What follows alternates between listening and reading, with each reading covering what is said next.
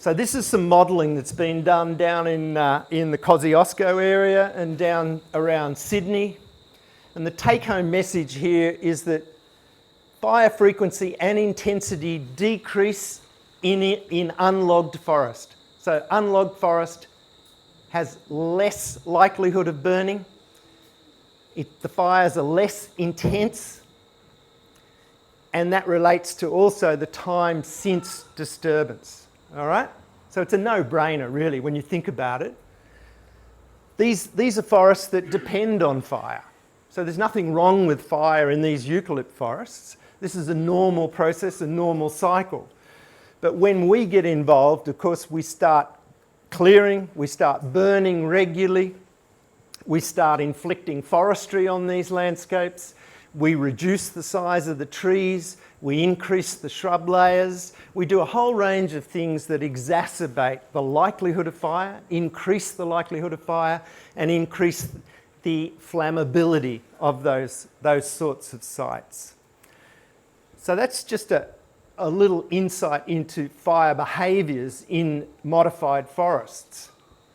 And of course, above North Rock Road, that's pretty much what we're seeing here, is coming out of the Eucalyptus pilaris, blackbutt forest, moving upslope quickly with wind behind it. The fire hit the ridges and just cooked everything there. Remembering, of course, that this is eucalypt forest. You can already see some grass trees resprouting. There'll be epicormic regeneration. So these forests will regenerate, and of course we'll see a resurgence of greenery in these eucalypt forests. They are adapted to fire in that case. But of course the rainforests aren't. But what we also saw on the nightcap was rainforests resist fire. So the rainforests actually stop the fire. So that's something to think about in this landscape of ours, that modified by forestry, what that tells us, if they'd left more of the rainforest, if they hadn't increased the area of eucalypt forest, we'd have had a different outcome. So this is on the nightcap, ancient Gondwanan World Heritage rainforests, burned to the edge, and that same fire that I showed you previously, coming over the top there, that's exactly over the back of that. So that's come roaring over the top as a canopy fire, has hit the southern slope, started to drop down, and when it's hit the rainforest, it's just hit the ground and gone out. Wow. And it's a refusal area that has remained as rainforest for many, many, many thousands of years. So one of my permanent plots is along that edge.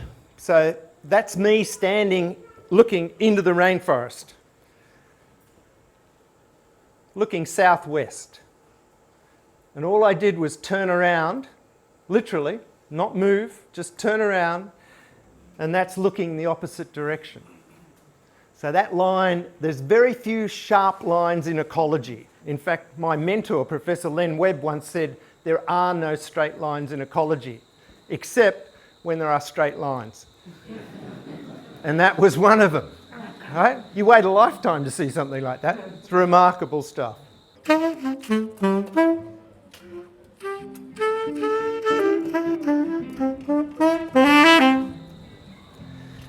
So were the lowland rainforests affected? Well, to some extent in Terania Creek, there was some influence in the lowland components, but the lowland subtropical on basalt was largely exempted from the impacts of the fire, although there has been some influence here and there. And up in southeast Queensland, of course, around Lamington and on the backside of Lamington towards Canungra, there have been some of the lowland rainforests have burned through the understory. So there have been some impacts. I guess one of the things, the take-home messages here is should we think about planting more rainforest in this landscape? Should we think about, given the fact that rainforest suppresses fire, as it seems to, should we start planting more rainforest deliberately, strategically, as a buffer? It's the opposing idea, of course, is put by our Prime Minister and others, where we might consider clearing more, burning more, logging more, and using that as part of our carbon accounting. That's another novel idea. And I think we've been exposed to a range of novel ideas, and we will continue to be exposed to a range of ideas. And part of the challenge for us, and I think part of why Barb and others wanted these talks, was to give people an opportunity to have a look at some of those ideas, but also look at the reality. So how does fire behave? This is a very cool fire model that was built by a few guys in Poland, incredible mathematicians, with a limited interest in fire, but they are really interested in making a lot of money out of how do you represent in games, in game theory, fire behaviour in a way that is usable and marketable in those programs. And to do that effectively, you have to write incredibly efficient code, and you have to understand the mathematics of fire behaviour and translate that into computer coding. And these guys do it better than anybody on the planet at the moment. What they've done is projected what happens in a fire. And this is a single tree fire. So the question of how hot is a forest fire, of course, is different than how hot a tree gets when it burns. So a tree, when it burns, apparently gets to 750 plus degrees centigrade. But if you look at a fire in a forest with all the different components and the layers and the wind coming up, it's in excess of 2,500 degrees centigrade. So that's an incredible amount of heat. I can tell you that that is something that rainforest trees are not adapted to. So this is burned New England blackbutt, Eucalyptus andrewsii variety campanulata, or subspecies campanulata, up on the eastern side of the nightcap, not far from us here. And what you'll notice in there are the residues of logging. Now logging was 40 or more years ago in that area. And prior to the burn, I'd never seen this burn, and I've worked up there for 45 years. And I've never seen that country burn, but it was logged a little before I got there. And it was big. Most of you would have seen the big sedge beds up in the nightcap, and full with all sorts of little hip pocket frogs and all sorts of different fauna. That's absent, of course. But in the understory, underneath all of those sedges, was all of this. And it explains why I always had such difficulty trying to walk through it. It was always tough country to get around in, and there's the answer.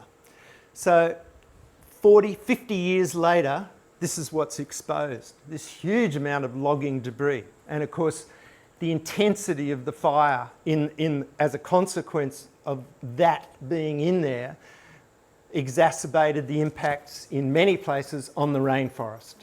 So despite the rainforest being fire resistant, where those logging residues were pushed into the rainforest, where they were left on the edge of the rainforest, it cooked the rainforest.